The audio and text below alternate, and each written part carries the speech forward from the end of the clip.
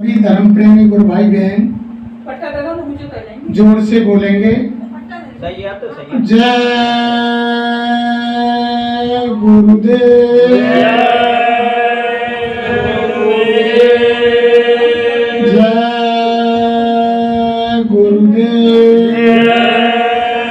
गुरुदेव, जय गुरुदेव। जय गुरुदेव नाम किसका? प्रभु का। जय गुरुदेव नाम किसका? प्रभु का। प्रभु का पावन प्यारा नाम। जय गुरुदेव। कलयुग का कल्याणकारी नाम। जय गुरुदेव। विश्व में सुख शांति कौन लाएंगे? जय गुरुदेव। आने वाली बीमारी और मुसीबतों से कौन बचाएंगे? जय गुरुदेव। जन जन में प्यार मोहब्बत कौन लाएंगे? जय गुरुदेव। माँ बहनों की रक्षा कौन करेंगे? जय गुरुदेव। जीते जी प्रभु दर्शन कौन कराएंगे? जय गुरुदेव। जीते जी राम कृष्ण से कौन मिलाएंगे? जय गुरुदेव। कलयुग में सतयुग कौन लाएंगे? जय गुरुदेव। ये नाम नहीं इंसान का, ये नाम है भगवान का। ये काम नहीं इंसान का, ये काम है भगवान का। प्रेम से बोलो जय गुरुदेव। जय गुरुदेव। जय गुरुदेव। सर्वसमर्थ सर्वव्यापक आत्माओं के धनी दया के सागर मंच पर विराजमान बाबा जय गुरुदेव जी महाराज के चरण कमलों में कोटि कोटि बार नमन। दूर दराज से चल करके आए धर्म प्रेमी गुरु भाई बहनों, आप सभी को हमारा हाथ जोड़ के सादर जय गुरुदेव, सादर प्रणाम। देखो प्रेमियों, अब नवरात्रि का कार्यक्रम चल रहा है। नवरात्रि के पावन कार्यक्रम पर आज मालिक की चर्चा आपके बयाने के अंदर होने जा रही है। बड़े सौभाग्य का दिन है। गुरु महाराज कहते थे नवरात्रि के लिए कि देखो बच्चे बच्चियों, ये ऐसा नहीं है कि आपने वैसे ही व्रत रख लिया और यानी पूजा पाठ कर लिया और हमारी नवरात्रि हो गई। संत महात्माओं ने जितने भी तीर्थ त्योहार बनाए सब उस मालिक की साधना के लिए बनाए। ये 9 दिन का कार्यक्रम गुरु महाराज ने बताया। 3 दिन की साधना गुरु महाराज ने बताई कि रजोगुण, तमोगुण और सतोगुण, यानी 3 दिन रजोगुण को खत्म करो, 3 दिन की साधना में रजोगुण खत्म करो, 3 दिन की साधना में तमोगुण खत्म करो और 3 दिन की साधना में सतोगुण खत्म करो। जो रामायण में लिखा हुआ है कि सुनो तात सोई परम विरागी, तृण सम त्याग 3 गुण त्याग। यानी परम वैरागी वही है जिसने तीनों गुणों को त्याग दिया। उसके अंदर ना रजोगुण है, ना तमोगुण है, ना सतोगुण है। अगर किसी भी गुण की झलक इंसान के अंदर रह गई तो फिर वो साधना नहीं कर। क्यों? कि देखो बताया है एक जगह कि माया महाठगनी हम जानी और त्रिगुण फांसे लिए फिरे कर में बोले मधुरी वाणी। यही 3 गुण के फांसे लेकर के माया 24 घंटे घूमती रहती है। और इस माया के खेल से आप सब जानते हैं, बड़े बड़े ऋषि मुनि त्यागी तपसी मानव देवी देवता कोई नहीं बच पाया। मन और माया के फेरे से कोई नहीं बच पाया। जिन ऋषि मुनियों ने 60 हजार वर्ष तपस्या की और वे मन और माया के फेरे में आ गए और 5 मिनट के अंदर 60,000 वर्ष की तपस्या खत्म। विश्वामित्र की आपने कहानी सुनी होगी। 60,000 वर्ष तपस्या की। जब इंद्र की अप्सरा मेनका ने आकर के उनके साधन को, तप को डिगाया, प्रेम प्रसंग में फंस गए। शकुंतला नाम की लड़की पैदा हुई जब विश्वामित्र को होश आया तब छोड़ करके भागे, लेकिन सारी तपस्या खत्म। सारी लंबी कहानी आप जानते हैं। पाराशर इसको देखा, मंचोदरी का नाम में, बीच नाम में हाथ पकड़ लिया, जल को ढक दिया, संसार में अंधकार बना दिया, मंचोदरी को योजन गंगा बना दिया, कई कई योजन तक सुगंधी आने लगी, लेकिन मन को काबू में नहीं कर। मन को मारना छोटी मोटी चीज नहीं है प्रेम। देखा, यानी जैमन ऋषि, श्रृंग ऋषि, जिन्होंने देखो रंभा भेजी ऊपर से इंद्र ने, तो छत फोड़ दी। उनकी भी 60,000 वर्ष की तपस्या 5 मिनट के अंदर खंडित। तो माया महाठगनी हम जानी, और त्रिगुण फांसे लिए फिर कर में बोले मधुरी, माया महाठगनी हम। तीनों फांसे लेकर घूमती है, रजोगुण, तमोगुण और सतोगुण। कोई किसी में फंसा, फिर क्या कि विष्णु के घर कमला बन बैठी, और शिव के भवन भवानी, और माया मां ठगनी हम। विष्णु के घर में कमला बन गई, शंकर भगवान के घर में पार्वती बन गई, और फिर क्या किया, पंडा के यहाँ मूर्त बन बैठी, और तीर्थ में बन गई पानी, और माया मां ठगनी हम। कहीं भी फंसो आकर के, तो चले, कोई बचने वाला नहीं है। कहीं आकर के फंसो, चलो तीर्थ व्रत में फंसो, मंदिर में आकर फंसो, तीर्थ स्थलों में आकर फंसो, देवी दुर्गा में आकर फंसो। अरे महात्मा कहते हैं, अगर तुमको देवी दुर्गा यानी 33 करोड़ देवता और 10 करोड़ शंभु, 9 करोड़ दुर्गा यानी 52 करोड़ का पार्लियामेंट, और इधर ब्रह्मा विष्णु महेश, और यानी काल ब्रह्म पार ब्रह्म महाकाल, अगर तुम उनका दर्शन करना चाहते हो तो महात्माओं के पास आ जाओ और उनसे युक्ति ले लो। घर में बैठ करके इसी मानव मंदिर में देवी देवताओं का दर्शन कर।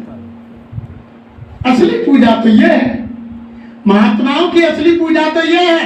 जब 9 दिन आप इस समय यानी नींबू पानी लेकर के या फलाहार करके जब साधन भजन पर बैठोगे, तो उस समय यानी तुम्हारी साधना बनेगी। इस समय में एक सम्मोसन होता है, इसलिए 9 दिन की नवरात्रि महात्माओं ने रखी। लेकिन हमने तुमने तो बना लिया कि चौकी रख दी, और उसमें क्या क्या हमारी माता बहन देवियां जाने क्या क्या करती हैं, पूजा कर दी, व्रत रख लिया, फल खा लिए और हाथ जोड़ दिए और कर हम नौ दुर्गा। लेकिन असली पूजा तो यानी भजन की है। महात्माओं ने कहा कि जीतेगी देवी माँ का दर्शन इसी मनुष्य मंदिर में होता है, यानी बाहर नहीं होता है। और राजना देवी का जो जागरण करते हैं हमारे प्रेमी भाई बहन, बहुत घरों में होता है जागरण, वो बजाने वाले आते हैं। अगर मैं आपसे पूछूं देवी शेर पर बैठकर और उस जागरण में आ जाए, तो वो गाने बजाने वाले और बैठने वाले रुक जाएंगे। देवी माँ को देखते ही सब बच जाएंगे, कोई ठहरने वाला नहीं, रुकेगा नहीं कोई। लेकिन ये हम अगर मंदिर में हम जाते हैं, आप जाते हैं, देवी माँ वो भगवान, वो हनुमान बाबा, और यानी जिस देवता के मंदिर में आप जाते हो, वो अगर हमारी बुराइयों को कहने लग जाए, और जो तुम लड्डू प्रसाद फल का भोग लेकर जाते हो, अगर वो भोग को खाने लग जाए, तो कल से ही तुम मंदिर जाना बंद कर दो, कि वो देवता तो बहुत खराब है और वो हमारी बुराइयों को खोलता है। और भोग हम तो ले गए 1 किलो लड्डू इसलिए कि उसको भोग दे देंगे और घर में आके बच्चों को बांट देंगे, घर के खीर खाने, और देवता भरा उस काम के लिए गए थे। वो देवता तो सारा का सारा भोग ही खा गया, मंदिर में लेकर नहीं जाओगे। और मंदिर का देवता हमारी बुराइयों को कहने लग जाए, तो एक भी भाई बहन मंदिर में नहीं जाएगा। लेकिन वो कहते नहीं, बेचारे बोलते नहीं, इसलिए हम समझ लेते हैं। वह जल डाल दिया, फूल पत्ती चढ़ा दिए, भोग लगा दिया, हाथ जोड़ दिया, और समझ लिया कि भगवान ने हमारी पूजा स्वीकार कर ली। लेकिन हमारी आरती क्या कह रही है प्रेमियों? जो हम रोजाना ओम जय जगदीश बोलते हैं, उसमें एक लाइन आती है, विषय विकार मिटाओ पाप हरो देवा, स्वामी पाप हरो देवा, श्रद्धा भक्ति बढ़ाओ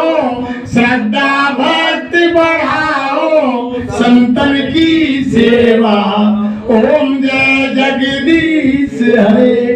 क्या कह रहे हो आप आरती में कि विषय विकार, हे भगवान विषय विकार मिटा मेरे, हे देवी माँ मेरे अंदर से हम किसी की निंदा चुगली ईर्षा काम क्रोध लोभ मोह छल कपट किसी से घूस रिश्वत ले रहे हैं, सारे विकारों को मिटा, विषय विकार मिटाओ पाप हरो देवा। मैं किसी जीव की हिंसा नहीं करूं, कोई पाप नहीं करूं, कोई मेरे मन से ऐसे वचन नहीं बोलूं किसी भाई बहन के हृदय में ठेस लगे।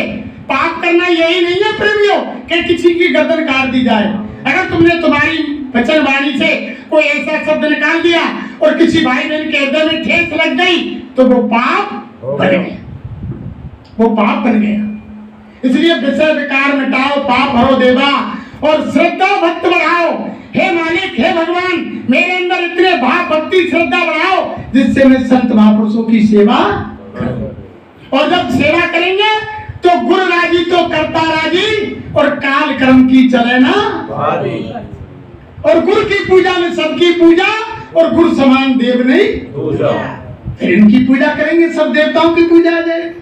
अरे आपने एक बार देखा नहीं, गुरु महाराज इधर गुजरात की साइड काफिले में गए स्वामी महाराज, एक बहन जी आई, उन्होंने कहा कि गुरु महाराज सत्संग के बाद हमारे घर आना है। अरे बच्ची हम जरूर घर आएंगे, तुम्हारे घर आएंगे। स्वामी जी महाराज घूमते रहे रात भर, लेकिन उस बच्ची के घर नहीं गए, उस देवी के बहन के घर नहीं पहुंच पाए। सुबह फिर आई कि स्वामी महाराज मैंने आपसे विनती प्रार्थना की, मेरे घर आपने अपने चरण कमल नहीं रखे। अरे बच्ची तुम्हारे पास मुझको बिठाने को जगह ही नहीं है। अब वो समझ नहीं पाई गुरु महाराज की बात को। अब वो कहने लगी कि गुरु महाराज मेरा बहुत बड़ा आंगन है, मैंने उसमें बिस्तर लगा दिया, सारे काम कर दिए संगत के लिए, बहुत बड़ा चौक है, बहुत बड़ा मकान है, आप कह रहे हैं कि तुम्हारे पास जगह नहीं।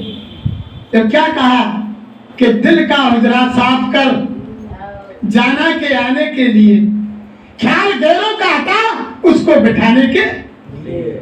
हमारे मन में तो तमाम कुटुंब परिवार देवी देवता भरे हुए हैं, गुरु महाराज को जगह कहाँ है? जगह कहाँ है गुरु महाराज के लिए? अरे दिल का हुजरा यानी एक मैन में दो तलवार नहीं आती है प्रेमियों।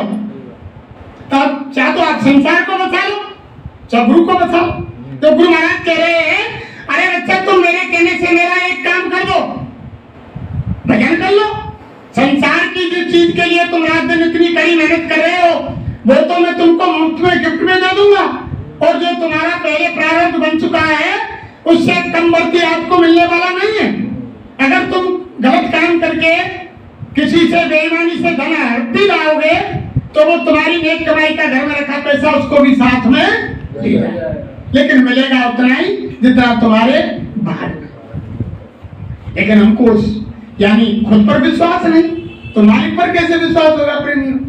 तब गुरु महाराज से विनती प्रार्थना की कि गुरु महाराज मेरे घर पर चलो।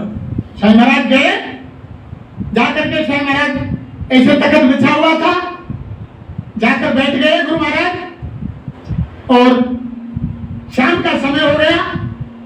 जब शाम का समय हो गया तो वो बहन जी कहने लगी कि गुरुजी मैं थोड़ी पूजा कर लूं। क्या बच्ची पूजा करो, जाओ पूजा करो। अब गुरु महाराज तो वो तो अंतर्यामी है, वो तो सब कुछ जानने वाले हैं कि इनका मन कहाँ बचा हुआ है। अब उधर वो पूजा करने गई, सामने ही मंदिर था, दीपक जलाया, आरती घुमाई देवी देवताओं की और घुमा करके अगरबत्ती जलाई। जब आरती को लेकर के स्वामी महाराज के पास आई, स्वामी महाराज ने कहा कि बच्ची पूजा हो गई? कहा गुरु महाराज पूजा हो गई। अब ऐसा करो एक थाल रख दो और जितने तुम्हारे मंदिर में देवी देवता हैं सबको मेरे पास लाओ। अब गुरु महाराज ने कहा बच्ची पहले रुमाल लेकर आओ, और रुमाल लाई कि सरकार ये रुमाल लो। अरे बच्ची इस पे बिछा दो तखत पर, और अब जाओ अंदर मंदिर में जितने देवी देवता हैं सबको लाओ। अब वो बच्ची देवी देवताओं को बहन देवी देवताओं को लेकर आई। स्वामी महाराज से कहा कि गुरु महाराज अब क्या करूं? कि रुमाल में रख दो। अब रुमाल में रख दिया। फिर बहन कहने लगी कि अब क्या करूं गुरु महाराज? कि इनको गांठ दे करके बांध दो। पोटली बांध दी गई। फिर पूछा कि अब क्या करूं गुरु महाराज, कि मुझको दे दो। गुरु महाराज ने सब देवताओं को अपनी धोती की अंटी में लगा लिया। जब अंटी में लगा लिया तो गुरु महाराज बोले, अरे बच्ची, तुम जिन देवी देवताओं की पूजा करती हो वो 33 करोड़ देवी देवता, भैरव भूमिया, 9 करोड़ दुर्गा, 10 करोड़ शंभु, वे ब्रह्मा विष्णु महेश, वे यानी काल ब्रह्म पार ब्रह्म महाकाल, सब मेरी अंटी में 24 घंटे मेरे आदेश का पालन करते हैं वो 24 घंटे। तुम उनको कौन समझ रहे हो, इंसान समझ रहे हो?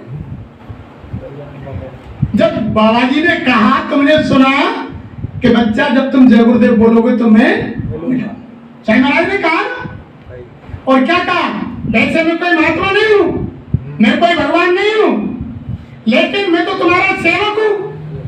लेकिन जब तुम मेरे जगाए हुए नाम को, मेरे सिद्ध किए हुए नाम जय गुरुदेव को बोलोगे तो मैं मिलूंगा और हर मुसीबत में तुम्हारी मदद।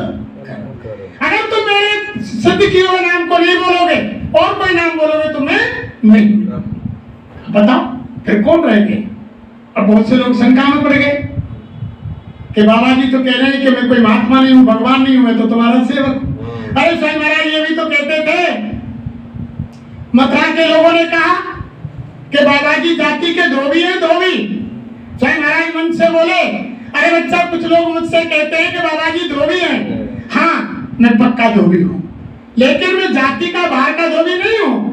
वो धोबी तो यानी तुम्हारे कपड़े सफाई करता है, मैं तुम्हारी आत्मा का धोबी हूँ, मैं तुम्हारी अंतकंठ की गंदगी को साफ करता हूँ, मैं पक्का धोबी हूँ। साईं महाराज ने कहा। फिर गुरु महाराज बोले, अरे बच्चा, बहुत से लोग कहते हैं कि बाबा जी मल्ला है, मल्ला है। साईं महाराज बोले, अरे मैं मल्लाह जरूर हूँ, लेकिन यहाँ इस भवसागर नदी से पार करने वाला मल्लाह नहीं हूँ।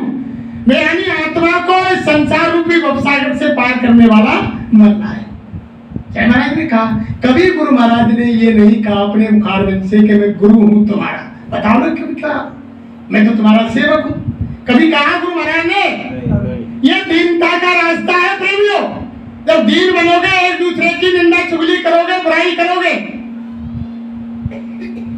अभी आपकी मुझसे लड़ाई हो गई, मैं बाबा जी को मानता हूं, आप और कहीं जाते हो, थोड़ी नोक चोक हो गई, तो रात को जब तुम भजन पर बैठेंगे तो ई दिखेगा मुरियारी, बाबा जी सामने नहीं आवे, क्योंकि वो दिल में बस गया ना, वही दिखेगा।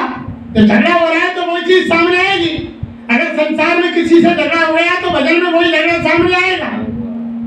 इसलिए बाबा जी कह रहे हैं कि कबरा तेरी झोंपड़ी और गलकटियन के पास, और करे वो जो भरे वो तू को रहे उदास। जो तो को काटा बोए ताए बोए तू फूल, और तोय फूल के फूल है बापू है त्रिशूल।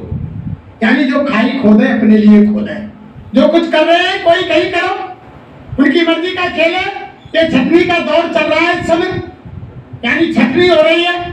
बाबा जय गुरुदेव जी महाराज ने कहा, एक सत्संग एक बाजार है। ये साईं महाराज एक बार मन से बोले सत्संग में कि ये सत्संग एक बाजार है, यहाँ तरह की वस्तु मिलती है, जो जैसी इच्छा लेकर आता है उसको वही वस्तु मिल जाती है। साईं महाराज बोले कि आत्मधन लेने के लिए, आत्मा के कल्याण के लिए कोई बिरला बिरला बच्चा आया, कोई यानी मान के लिए आया, कोई सम्मान के लिए, कोई गद्दी के लिए, कोई धन के लिए, कोई शादी के लिए, कोई मकान के लिए, कोई नौकरी के लिए, कोई बीमारी ठीक करने के लिए, कोई बाजार से सामान खरीदने के लिए, कोई बाजार में से चोरी करने के लिए, यानी अपनी अपनी भावना लेकर के आए, और वही काम गुरु महाराज ने सबको दिया। जैसी जिसकी भावना थी वो सब गुरु महाराज ने सबको दे दिया, और जो गुरु महाराज को चाह रहे हैं उनको गुरु महाराज मिल रहे हैं। और जिन्हें धन चाहिए, गद्दी चाहिए, मान सम्मान चाहिए, मकान चाहिए, नौकरी चाहिए, यानी परिवार चाहिए, वो उनको मिल रहा है। यानी उनके पास सब तरह की जड़ी है। महात्माओं के पास, महात्माओं के यहाँ सांप, बिच्छू, गेड़ा, घोड़ा, हर तरह के जीव इनके यहाँ रहते हैं, हर जीव से काम लेते हैं, हर तरह के जीव यहाँ रहते हैं, कोई जीव इनसे खाली नहीं जाता है, हर काम हर जीव से करा लेते हैं, कोई ना कोई ऐसी चीज नहीं। तो देखो गुरु महाराज पर कभी साईं महाराज ने 31 दिन का कारवा काफला, विलक्षण कारवा काफला उत्तर प्रदेश में निकला, जिसका समापन काशी बनारस में जगरदेवपुर में हुआ। रोजाना 2 सत्संग होते और गुरु महाराज हर सत्संग में सुबह शाम यही कहते, मंच पर चढ़ते ही जय गुरुदेव नाम प्रभु का बोल करके कि बच्चा शंका मत करो, शंका विनाश की जड़ है। अगर शंका करोगे आप तो पति पत्नी में झगड़ा, बाप बेटा में झगड़ा, माँ बाप में झगड़ा, यानी पति पत्नी में झगड़ा, यानी झगड़ा हो जाएगा। शंका मत कर। इसी समय के लिए तो गुरु महाराज कहते थे, अब लोग शंका कर गए तमाम। महात्माओं के वचनों पर शंका नहीं करनी चाहिए। अरे प्रेमियों, हम आप तो यानी उनसे भी गए गुजरे हैं। यानी जो हिजड़े थे, जब राम को 14 वर्ष का वनवास दिया तो उस समय जब वे तमसा नदी के किनारे जब भगवान राम को सीता लक्ष्मण को विदा करने के लिए गए, उस समय तो भगवान राम ने जब नाव में बैठ गए तो भगवान राम ने कहा कि अयोध्या के नर नारियों वापस लौट जाओ। तो अयोध्या के नर नारी तो वापस आ गए, लेकिन उसमें हिजड़े थे, किन्नर थे, उन्होंने कहा कि हमको तो आदेश ही नहीं है। तो वो 14 साल तक नदी के किनारे पर टिके रहे कि हमको तो भगवान ने आदेश ही नहीं दिया। 14 वर्ष तक रहे प्रेमियों। जब भगवान लौट कर आए तब पूछा कि तुम कौन हो। जब विमान से उतरे, ऊपर जा रहा था, स्वागत किया। जब पूछा भगवान से, भगवान ने कि तुम कौन हो, कि महाराज हम अयोध्या वासी हैं। कि मैंने तो सबको कह दिया कि तुम वापस अयोध्या लौट जाओ। कि महाराज तुमने नर नारियों को कहा था, न हम नर हैं न हम नारी हैं, हम हिजड़े हैं, किन्नर हैं। तो हमने यहाँ 14 वर्ष आपका इंतजार किया। भगवान ने कहा, अरे मेरे साथ साथ आपने भी 14 वर्ष घोर तपस्या इस नदी के किनारे की है। चलो मैं तुमको वरदान देता हूँ, कलयुग में कुछ समय के लिए तुम्हारा राज होगा। अभी तो हिजड़ा गुरु महाराज कहते हैं, यदि धर्म कर्म यदि सुखलाना है तो हिजड़ों का राज सही। महाराज ने वो प्रार्थना गाई थी ना, तो वही तो राज चल रहा है इस समय। वे पार्लियामेंट में ताली बजवाते हैं और बजाते हैं, ना कुछ करते हैं ना कुछ धरते हैं। सही महाराज ने उनसे कहा, हिजड़ों का काम ताली बजाना होता है, ये ताली बजाते हैं और बजवाते हैं, ना कुछ करते हैं ना कुछ करेंगे, धरेंगे, ताली बजवा। तो ये सारी चीज हम उनसे भी गए भी थे।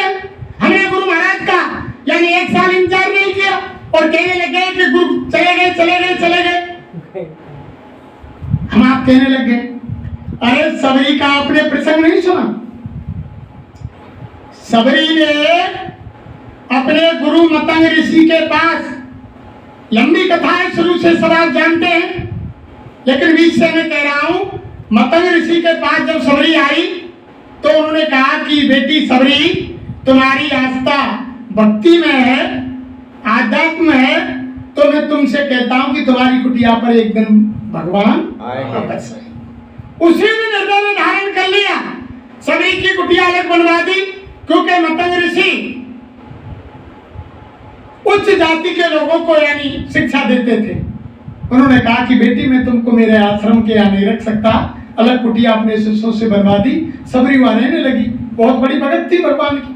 तो रोजाना इंतजार करती, रास्ता बुहारती, फूलों का बिछोना करती, जंगल से फल लाती, और जब शाम हो जाती, सूर्य अस्त हो जाता, तब ये नहीं कहती कि कोई भगवान भगवान नहीं है, नहीं आएंगे। क्या कहती कि आज मेरे भगवान को कोई जरूरी काम लगो, लेकिन कल तो मेरी कुटिया पर जरूर आएंगे। विश्वास नहीं तोड़ा प्रेमियों। जवानी से बुढ़ापा आ गया, सफेदी आ गई, कमर झुक गई, लेकिन गुरु के वचन का विश्वास नहीं छोड़ा। और एक दिन भगवान कुटिया पर आए और उन्होंने भी यही कहा। जब सबरी ने कहा कि हे मालिक, मैंने संसार में बहुत यात्राएं, बड़े बड़े दुख सहे हैं, अब तुम मुझ पर दया करो और मुझे तुम्हारे परम धाम ले चलो। तो भगवान ने यही कहा कि मैं, मुझको आदेश नहीं है भगवान के पास मेरे धाम को सीधा ले जाने के लिए।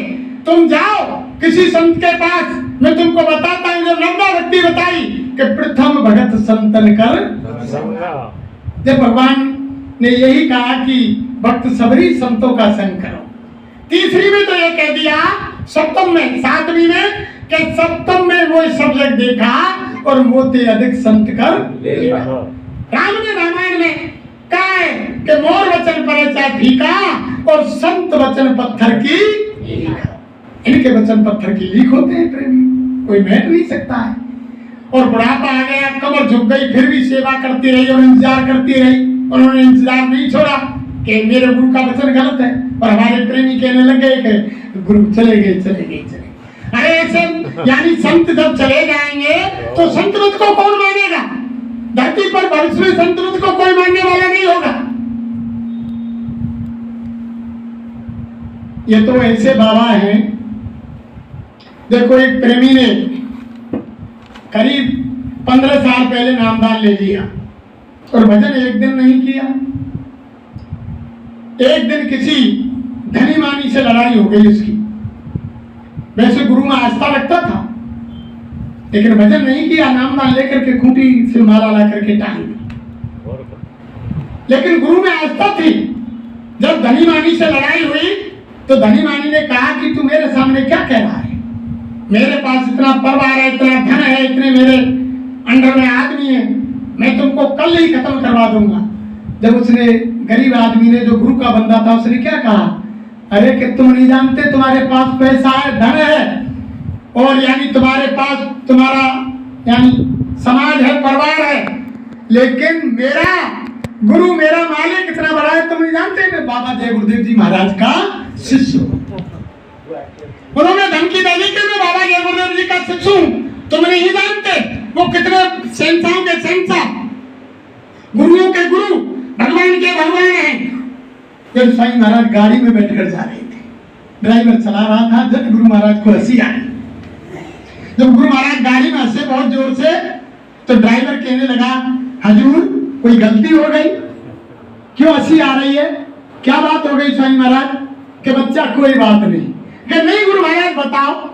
अरे बच्चा देखो, बड़े अजीब प्रेमी हैं, 15 साल पहले नामदान लिया और एक दिन भजन नहीं किया, मारा खूंटी से टांग दी, और आज जब किसी धनी मानी व्यक्ति से लड़ाई हो गई तो अब कह रहा है कि मैं बाबा जय गुरुदेव का शिष्य हूँ। तो मुझे नहीं जानते मैं कौन हूँ? मैं बाबा जी का चेला हूँ। उनकी कितनी संगत है, वो भगवान के भगवान है। अब वो ड्राइवर बोला, तो साईं महाराज अब क्या करोगे? तो साईं महाराज बोले, अरे बच्चा देखो, अगर बेटा बाप को बुला रहा है तो बाप को जाना ही पड़ेगा। अगर बाप बेटे को बुलाए और बेटा नहीं आए तो कोई बात नहीं। साईं महाराज बोले, अगर बाप बेटे को बुलाए, अगर बेटा इनकार कर दे नहीं आए तो कोई बात नहीं है, और जब बेटा बाप को बुला रहा है तो बाप को जाना ही पड़ेगा। साईं महाराज ने कहा कि बच्चा मुझे वहां मदद के लिए कैसे, तुमने इनको नहीं पहचाना, भविष्य रोएगा, वो इतिहास बनने जा रहा है, लोग रोएंगे, असुरों की धारा नहीं रुकेगी, छोटी मोटी ताकत नहीं। लेकिन हम आप क्या फंस गए? साईं महाराज ने कहा, एक दिन एक कहानी सुनाई। एक देवी का भगत नामदान ले गया गुरु महाराज से, और वो देवी का जागरण कराता था। अब वो जब भजन पर माला लेकर के ध्यान में जब बैठे तो देवी सामने आ जा। जब कार्यक्रम में साईं महाराज के पास गया और जाकर के गुरु महाराज से विनती प्रार्थना की कि साईं महाराज मैं माला तुम्हारी करता हूँ, और देवी सामने आ जाती है। तब गुरु महाराज ने कहा कि बच्चा तुम कोई कार्यक्रम करते हो देवी का? कि गुरु महाराज साल में एक जागरण कराता हूँ। कितना रुपया खर्च करते हो? को 300। पहले समय की बात थी। साईं महाराज ने कहा, बच्चा अब की बार तुम घर जाकर के हमारे नाम पर, जय गुरुदेव नाम पर तुम 700 रुपये खर्च करना, सत्संग लगा देना, संगत को बुला लेना। अब वहां आकर के ऐसा ही किया, संगत आई, सत्संग लगा। जब सत्संग लगा तो 300 से बढ़कर खर्चा हो गया। अब जब वो भजन करे तो साईं महाराज ही सामने दिखे। फिर दोबारा सत्संग में वहां गया, साईं महाराज ने पूछा, अरे बच्चा अब क्या हुआ? कि गुरु महाराज अब तो देवी सार में हो गई, अब तो आप ही मुझे सामने। जब यानी आप कुटुंब में, परिवार में, धन में, गाड़ी में, बंगला में, कोठी में, जहां तुम्हारा यानी आस रखोगे वही तुम्हारा मन लगा रहेगा, जहां भजन में नहीं लगेगा। तभी तो गुरु महाराज ने कहा कि जहां आशा तहां, जहां तुम्हारी आंख लगी हो वहीं तुमको बात मिलेगा। अगर तुम्हारा कुटुंब परिवार में, घर में आंख कड़ी बंधी हुई है तो उसी घर में जाकर कुत्ता बन जाओगे। वह रात में रखवाली करते रहोगे, सर्प बन जाओगे, धनवारी के ऊपर बैठे रहोगे। जहां आशा है वही आशा। इसलिए क्या कहा कि गुरु का ध्यान कर प्यारे, बिना इसके नाम के रंग में रंग जा, मिले तो धाम निज। गुरु की शरण दृढ़ कर, यानी इनकी शरण को दृढ़ करो। जब तक इन पर पूरा विश्वास नहीं होगा, या संत मत के अंदर प्रेमियों, अगर तुम्हें गुरु पर 99.99 भरोसा है और 0.01 तुम्हारा भरोसा खत्म है, तो उसका रिजल्ट 0% है। जब तक इन पर 100% भरोसा नहीं होगा। साईं महाराज ने कहानी सुनाई, आपने नहीं सुनी, कि एक नाव में एक गुरु का सच्चा प्रेमी यात्रा कर रहा था। बीच नदी में आकर के नाव डूब गई, सारे लोग खत्म हो गए। वो गुरु का बंदा कभी पानी में ऊपर, कभी बाहर, कभी नीचे। जब एक हाथ निकला ऊपर और आवाज आई, अरे के बच्चा मैं भगवान हूं, तुम मेरा हाथ पकड़ लो, तुम्हें इस बीच धार से किनारे पर मैं कर दूं। और उस गुरु के बंदे ने कहा कि मैंने भगवान को नहीं देखा, आप मेरे पास आए, मैं आपका बड़ा शुक्रिया करता हूं, मैं आपका आभारी हूं, लेकिन भगवान मैंने आपको नहीं देखा, मैंने तो मेरे गुरु को देखा। वो हाथ नीचे चला गया। फिर दोबारा हाथ निकला, फिर आवाज आई, अरे बच्चा मैं तुम्हारे गुरु का गुरु हूं, मैं तुम्हारा दादा गुरु हूं, तुम मेरा हाथ पकड़ो और मैं तुम्हें इस भंवर से पार यानी किनारे कर दूंगा। फिर वो बंदा बोला कि दादा गुरु महाराज, आपने मुझ पर दया की, कृपा की, मैं तुम्हारा बड़ा आभारी हूं, एहसानमंद हूं, लेकिन मैंने तुमको नहीं देखा, मैं तुम्हारा हाथ नहीं पकड़ सकता। वो भी हाथ अंदर चला गया। तीसरी बार स्वयं गुरु महाराज ने हाथ ऊपर निकाला, अरे बच्चा मैं तुम्हारा गुरु आ गया, और लो ये हाथ पकड़ लो, मैं तुम्हें बाहर कर दूंगा। फिर उसने कहा कि गुरु महाराज मैं ऐसे नहीं मानूंगा जब तक मुझे क्या मालूम कि मेरे गुरु का हाथ है और किसी का। जब तुम सामने आओगे, जब यानी सामने अपना रूप दिखाया, तब उस बंदे ने जब इतना पूर्ण भरोसा होगा तब जाकर के संत मत में काम चले। ऐसे ही थोड़ी है। तुम ये समझ रहे हैं कि स्वामी महाराज ने घोषणा कर दी कि कलयुग में कलयुग जाएगा और कलयुग में सतयुग आएगा, और इधर से कलयुग जाएगा जब वो अपना कर्जा मांगेगा कि मेरा कर्जा दो। झूठ, कपट, छल, निंदा, चुगली, चोरी, बुराई, काम, क्रोध, लोभ, मोह, रिश्वत, अहंकार, तमाम मैंने जो कर्जा बांटा है वो मेरा कर्जा वापस दो। स्वामी महाराज ने उनसे बोले, अरे बच्चा जब तुम कर्जा नहीं दे पाओगे तो वो जाते वक्त कलयुग एक थप्पड़ मारेगा, एक थप्पड़ के अंदर 20 करोड़ लोग धराशायी हो जाए। एक आध दो नहीं, 20 करोड़। तो बताओ हम आपने क्या तैयारी की है? हमने आपने कोई तैयारी की? होने की सफाई करेंगे कि दीपावली आ रही है, लक्ष्मी का पूजन होगा, सफाई करेंगे, पुताई करेंगे, रंग पेंट करेंगे बहुत पहले से। और इधर बाबा जी ने घोषणा कर दी कि कलयुग में कलयुग जाएगा और कलयुग में सतयुग। और स्वामी जी कह रहे हैं कि बच्चा कलयुग चुपचाप नहीं जाएगा और सतयुग भी चुपचाप आकर नहीं बैठ जाएगा। कलयुग यानी अपने कर्जों को मांग कर जाएगा, जब कर्जा नहीं देंगे तो थप्पड़ मारेगा, 20 करोड़ लोग धराशायी होंगे। उधर से सतयुग आएगा, वो भी यानी ढोल नगाड़े बजाता हुआ आएगा, वो भी ऐसे नहीं आएगा। जब इधर से कलयुग जाएगा और उधर से सतयुग आएगा, जब दोनों की टक्कर होगी, जो बीच में जो लोग आ जाएंगे उनका भी बच्चा कचूमर निकल जाएगा। तो बताओ फिर आपने क्या तैयारी की? आप ये समझ रहे हैं कि हम बुराई नहीं छोड़े, निंदा चुगली नहीं छोड़े, रिश्वत नहीं छोड़े, बेईमानी करना नहीं छोड़े, हमारी आदत नहीं बदले, खान पीन नहीं बदले, यानी मिठाई अच्छे अच्छे पकवान देख करके, या कोई शराबी हो, कबाबी हो, हर गरम भोजन कर ले। तो बाबा जी क्या कह रहे हैं कि बाबा जी का कहना है और शाकाहारी शाकाहारी हो जाओगे तो बीमारी से बच जाओ। बाबा जी तो बचा रहे हैं और शाकाहारी, और हम तो उनकी बात को नहीं सुन रहे हैं। आप ये समझ रहे हैं कि हमने स्वयं महाराज ने मन से कहा है बच्चा, जब पड़ोस में आग लगेगी तो तुम्हारे घर में आग नहीं लगेगी तो वो झड़प तो आएगी।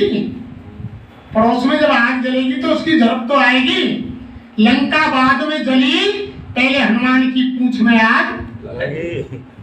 लंका बाद में तो जली, तो पहले पूंछ में आग तो इन सत्संगी की में लगनी है ना भाई। संसारी लोग तो वहां हो जाएंगे, क्यों? गुरु महाराज ने कहा जो जानबूझकर गलती करेगा उसको बच्चा डबल सजा मिलेगी। और हम आप तो जाने बुझे हैं, बाबा जी ने नामदान दे दिया और सबको बता दिया कि ये मनुष्य शरीर किराए का मकान है, सुई के नोक की बराबर कोई चीज तुम्हारे साथ जाने वाली नहीं है। तुम्हारी दो दो कोठी है, दो गाड़ी है, दो बहू है, दो बेटा है, नाती है, पूरी धन जायदाद है बैंकों में, यानी करोड़ों का धन जमा है। लेकिन जब उस समय तुम्हारा चालान कट जाएगा और धर्मराज के सिपाही उनके दूध बोआएंगे और जबरदस्ती इस किराए के मकान को खाली करवा लेंगे, और जब 4 कुटुंब परिवार के यानी संगी कंधों पर धरकर ले जाएंगे, तब आज तक किसी ने कहा कि इनकी 2 कोठी सत्य है, इनकी 2 गाड़ी सत्य है, इनके 2 बच्चा सत्य है, इनकी बहू सत्य है, इनका बैंकों का पैसा सत्य है? किसी ने कहा कि इनकी जमीन सत्य है, कि इनके 100 बीघे लाल सत्य है, कि इनके 100 बीघे आलू सत्य है? कहा किसी ने? क्या कहते हैं हम तुम्हें कि राम नाम सत्य है और सत्य बोलो गति। कब कहते हैं? जब जीवात्मा निकल गई, मुर्दा हो गया, तब वो बोल नहीं सकता है। अरे महात्मा कह रहे हैं, अरे इसी मानव मंदिर में जीवात्मा के रहते रहते और तुम उस राम नाम को सत्य कर लो। वो राम नाम तो जीते जी सत्य होता है प्रेमी, मरने के बाद कदापि सत्य जीते जी कर लो। महात्मा कितना समझा रहे हैं, कह रहे हैं कि जो तुम्हारे प्रारब्ध में है, और बहुत से भाई ने हमारे, अगर कोई संसार का झकोरा आ गया, हमारी बीवी के पेट में बच्चा है, यही सोच लो, और गुरु महाराज से कह रहे हैं कि गुरु महाराज बच्चा ही होना चाहिए, लड़का होना चाहिए। अगर लड़की हो गई तो फिर क्या कहेंगे? अरे कि गुरु गुरु कुछ ना है, हमारी बात ही ना सुना, ये छोरी क्यों है? अरे महात्मा कहते हैं अगर तुम संगत में भी नहीं आते तब भी तुम्हारे प्रारंभ में लड़की थी, तुम नामदान नहीं लेते महात्माओं के घेरे में। अरे तुम्हारे कर्मों का जो खेल है, जो प्रारब्ध बन चुका है, जो तुमने पहले बोआ है, वो तो तुम्हें काटना पड़ेगा। और कोई यानी बीमारी आ गई, एक्सीडेंट है, वो कोई दिक्कत है गई, कोई धन की बर्बादी है गई, तो हम किसको दोष देते हैं? गुरु। जिस समय नामदान लिया जब तो कहते हैं, कोई भी हो किसी महात्मा के पास जा रहे हैं, जब तो कहें कि भाई गुरु पूरो है और अपने निर्धाम पहुंचावे हो।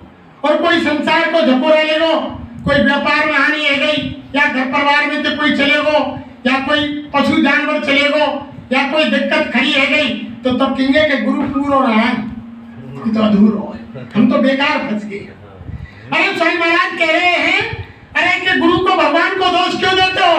वो तुम्हारे कर्मों का बोआ हुआ है, जो तुमने बोआ हुआ है वो काटना पड़ेगा। अगर तुम संगत में नहीं आते तब भी तुम्हें वो यानी दंड मिलता है, एक्सीडेंट होता, तुम्हारा पैसा बर्बाद होता, तुम्हारे जन धन की हानि होती। अरे जब तुम सत्संगत में आ गए, महात्माओं के पास आ गए, तो इतनी राहत तो तुमको मिल रही है कि महात्मा तुम्हें उसे सहन करने की शक्ति दे रहे। फिर भी हम आप नहीं समझ पा रहे। हमारे कर्मों को दोष नहीं देते हैं, जो अच्छो करो वो तो मैंने करो, और जो बुरा है वो कोने करो?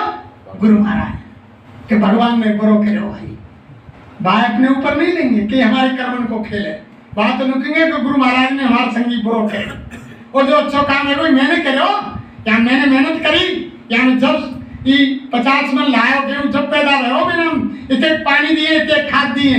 अरे कोई कुदरत को खेल है जाता, ओले पड़ जाते, आंधी चल जाती, गिर जाता, तो उसमें क्या होता? देखो वो तो गुरु की दया का खेल। लेकिन अच्छा करें तो हम, और बुरा करें तो ये सारी चीज प्रेमियों जब तक हम नहीं समझेंगे, सारा हिसाब गुरु महाराज के ऊपर छोड़ दो, जो भी तुम कर रहे हो उनके ऊपर छोड़ दो, इनकी मौज मर्जी के ऊपर। हमारे जीवन में जितने भी चढ़ाव उतार आ रहे हैं वो सब हमारे कर्मों का खेल है, और गुरु से प्रार्थना करो कि मालिक हमें सहन करने की शक्ति दो। और तुम रास्ते से डिग जाएंगे। बहुत प्रेमी डिग गए, छोड़ छोड़ के बाबा जी की संगत है और जगह फंस गई, चले गए। लेकिन अभी वो समय स्वामी महाराज कह रहे हैं कि बज रहा काल का डंका, अब ना कोई बचने पाएगा, और बचेगा साधु जन कोई जो सत्य से लो लगाएगा। और इधर सत्युग आएगा और कलयुग जाएगा, तो सत्युग में हम तुम जैसे थोड़ी होंगे। रामायण क्या कह रही है कि सत्युग सब योगी विज्ञानी और कर हर ध्यान तरे भवो। सत्युग में तो सब योगी होंगे, भजनानंदी होंगे। तो बताओ हमारा तुम्हारा बचाव कैसे होगा? फिर कोई तैयारी है हमारी तुम्हारी सत्युग आने की और कलयुग जाने की? बाबा ने तो घोषणा कर दी, और समय भी इसलिए लग रहा है। स्वयं महाराज ने मुझसे कहा, रे बच्चा तुमको बनने में देर है, मुझको उठाने में देर नहीं। अभी तो ये 1980 में परिवर्तन हो जाता।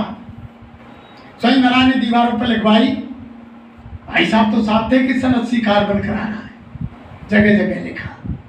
लेकिन जब गुरु महाराज ने देखा, स्वयं महाराज मुझसे हमारे सामने बोले, अरे बच्चों जब मैं आंख बंद करके देखता हूं तो मुझे खून की नदी बहती दिखाई देती है, और मुझे दिखाई दे रहा है जो मैंने बगीचा लगाया है उसका ही सर्वनाश।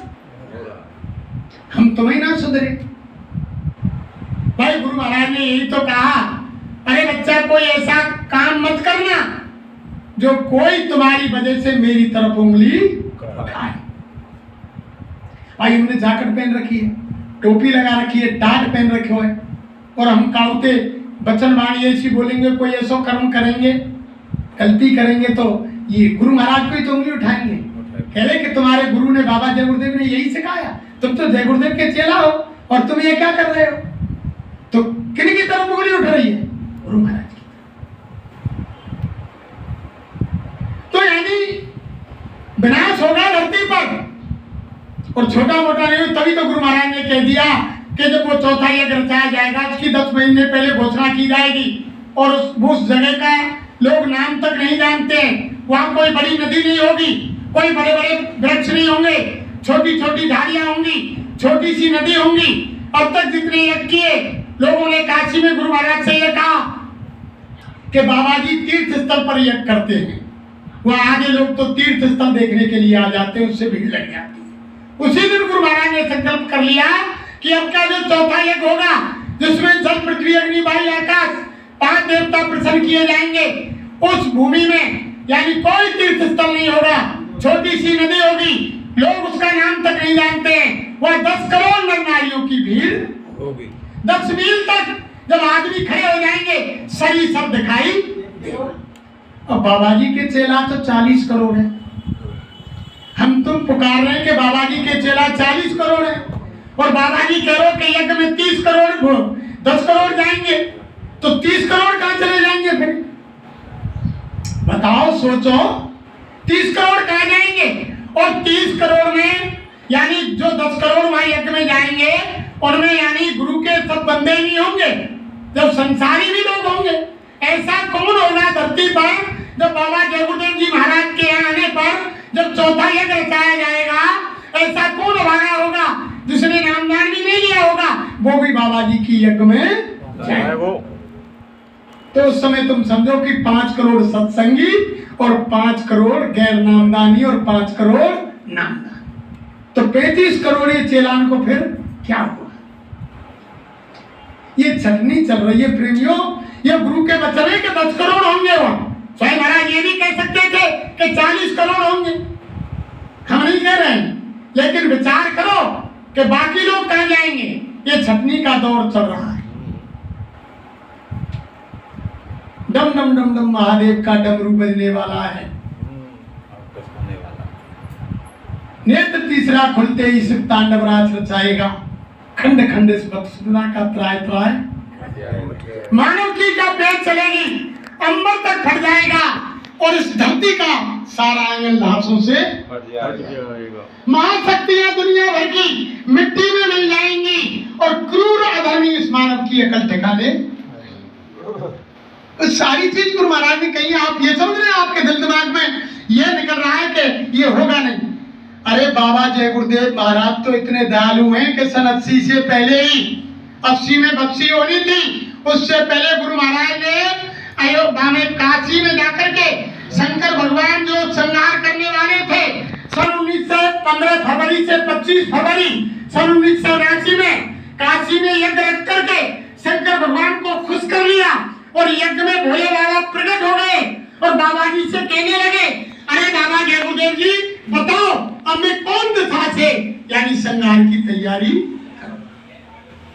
तब गुरु महाराज ने कहा, अरे कि भोले बाबा मैंने तुम्हें संहार के लिए खुश करके यहाँ नहीं बुलाया, संहार करवाना था तो मैं तुमको यहाँ नहीं बुलाता, वो तो तुमको करना ही था। लेकिन मुझे दिख रहा है कि अभी लोग मेरे ही जो यानी बगीचा है कोई सर्वनाश हो रहा है। आज दिनांक 5 अक्टूबर 2024 का ये दिन बयानाम हमारे गुरु भाई के यहाँ संदेश वचन सुनाने के लिए हमारे मुरारी जी इस समय भरतपुर आश्रम से आए हुए हैं। ये हमारा गुरु भाई का निजी मकान जहाँ पर गुरु संदेश आपको सुनाया जा रहा है और आप देख रहे हैं जय गुरुदेव चैनल नदवी के नाम से ये चैनल चला हुआ है। यदि आप इस चैनल को पहली बार देख रहे हो तो सब्सक्राइब अवश्य करें, लाइक करें, बेल दबाएं। जय गुरुदेव।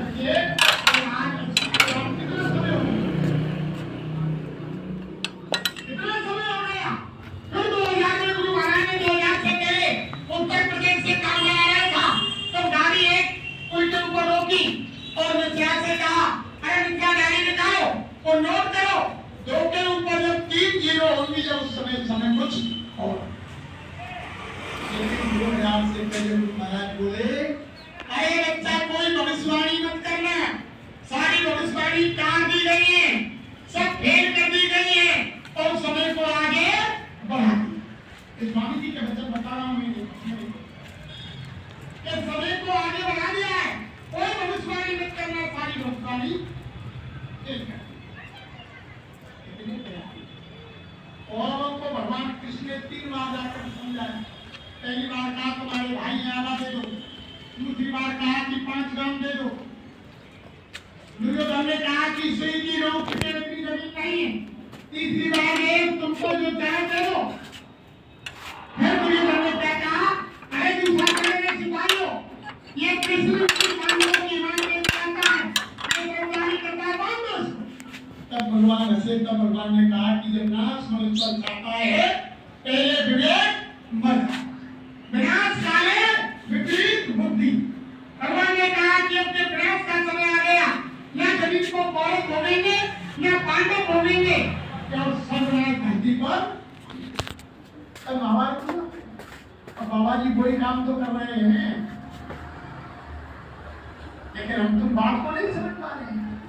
छोटा मोटा विनाश धरती पर नहीं होगा।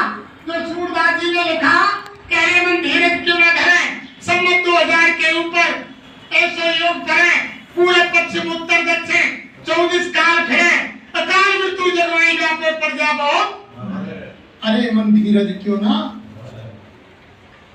फिर उसके बाद क्या होगा, अकाल मृत्यु मारे जाएंगे लोग। सोई महाराज जी मन से बोले, रे बच्चा ऐसा परिवर्तन होगा जो किसी इंसान के दिल दिमाग खोपड़ी में नहीं है। रात को सोएंगे जब कुछ और सुबह जगेंगे जब, इंसान इंसान को ढूंढता फिरेगा। ऐसा परिवर्तन, ऐसा परिवर्तन होगा। फिर सूरदास ने क्या कहा, शेष वर्ष लग शत्रु गावे, उसके बाद सुख की दशा फिरे, स्वर्ण फूल मन पृथ्वी फूले, धर्म की बेल बढ़े, और काल जाल से वही बचेगा जो गुरु का ध्यान धरे। और सूरदास जी हर की लीला तारे नहीं तारे। सूरदास जी महाराज हरियाणा उत्तर प्रदेश के बॉर्डर पर छोटा सा गांव सी है, वो कृष्ण की भक्ति करते थे। सूर सागर में लिख गए बहुत, आज से करीब 550 वर्ष पहले, कैसा होगा। फिर दूसरे पद में लिखा कि मन धीरज क्यों न धरे, सम्मत 2000 के ऊपर 56 वर्ष चढ़े। उन्होंने तारीख तिथि भी रख दी थी, लेकिन ये ऐसे दयालु हैं, इन्होंने सब भविष्यवाणी काट दी। उन्होंने तिथि भी रख दी कि रे मन धीरज क्यों ना धरे, और संवत 2000 के ऊपर 56 वर्ष चढ़े। माघ मास संवत्सर व्यापे, सामन ग्रहण पड़े, एकादशी को नक्षत्र 6 होए, अरब को चंद्र चढ़े, उड़ विमान अंबर में जावे, ग्रह ग्रह युद्ध करे, और मारुत रुच फेंके जग में, प्रजा बहुत मरे, और दूरस को सिखा हुए जाकी, कंठ को तेज मरे, और काल व्याल से वही बचेगा जो गुरु का ध्यान धरे। और सूरदास ये हर की लीला तारे नहीं। अरे प्रेमियों, गुरु महाराज ने, सूरदास जी महाराज ने कहा कि 56 की साल में ही, अब कौन सी चल रही है, 81, तो करीब 56 और यानी 25 साल, 81 है। यानी 25 साल पीछे ये काम होना था सूरदास के अनुसार, लेकिन इतना समय गुरु महाराज ने बढ़ा दिया। उन्होंने तो रख दिया कि 56 वर्ष चढ़े, सारी चीज लिख दी कि अरब को चंद चढ़ेगा, माघ मास में ये होगा वो होगा, विमान अंबर में जाएंगे, जहरीली गैस हवा में मिलकर के जब वो डालेंगे तो यानी इंसान खड़े खड़े सांस में जाएगी और धड़ाम से जमीन पर गिरेंगे और राम नाम सब। फिर क्या कहा कि 2-10 कोस सिखा हुई जाती, यानी 12-12 कोस तक दीपक दिखाई देगा, आदमी का कंठ सूख जाएगा लेकिन आवाज सुनाई नहीं देगी। गुरु महाराज मन से बोले, अरे बच्चा, सूरदास 12-12 कोस लिख गए, लेकिन हम कह रहे हैं कि 20-20 कोस का चिराग दिखाई देगा। ये गुरु महाराज ने कहा कि 20-20 कोस पे दियो दिखाई देगो। अब 20 कोस ने आते मथुरा बैठे 60 किलोमीटर। अब 60 किलोमीटर तक गांव नहीं मिलेगा, कोई आदमी से आदमी नहीं मिलेगा। गुरु महाराज ने कहा जब इंसान से इंसान नहीं मिलेगा, जब इंसान मिलेगा तो भर के यानी कोरिया मिलेगा। अरे कि भैया तू खूब, आज तो यानी दिन में तुम 10 सरकार दो, एक हाथ में सर ले जाओ और एक हाथ में जर ले जाओ और शाम को बरी होकर के घर आज का समय है। इसलिए सारी चीज ऐसा विनाश होगा धरती पर, अब 20-20 कोस पर दिया जाएगा, छोटी मोटी वो है, लेकिन हम तुम क्यों नहीं तैयारी कर रहे हैं भाई? वो सत्युग आ रहा है, इधर से कलयुग जा रहा है, वो अपनी तैयारी में लगे हुए हैं और हम रात रात अब आप चिल्ला रहे हैं और फिर भी बात को नहीं मान रहे हैं। और रोजाना नारे बोलते हैं, गुरु महाराज के सामने बोलते थे कि भाई भाई में प्यार मोहब्बत कौन लाएगा, जय गुरुदेव। और जय गुरुदेव वालों में क्या हो गया, एक दूसरे की शक्ल देख को ना चाह रहे कि माजा आई माजा आई माजा। यानी गुरु महाराज तो कह रहे हैं कि प्रेम पैदा करेगा। अरे हम आप में क्या हो गया, अरे बुरा तो देखने में चला और बुरा न मिलिया कोई, और जो दिल खोजा अपना तो मुझसे बुरा ना होए। खुद में बुराई देखो, दूसरे में क्यों देखते हो? अरे जो जा रहा है, जो जहाँ जा रहा है जाने दो, गुरु की बात सुनाओ, नहीं मानता है तो उसकी मर्जी। अंत में कहते हैं कि बाबा जय गुरुदेव जी की अर्जी है और आगे आपकी मर्जी है, जो करेगा जो करेगा।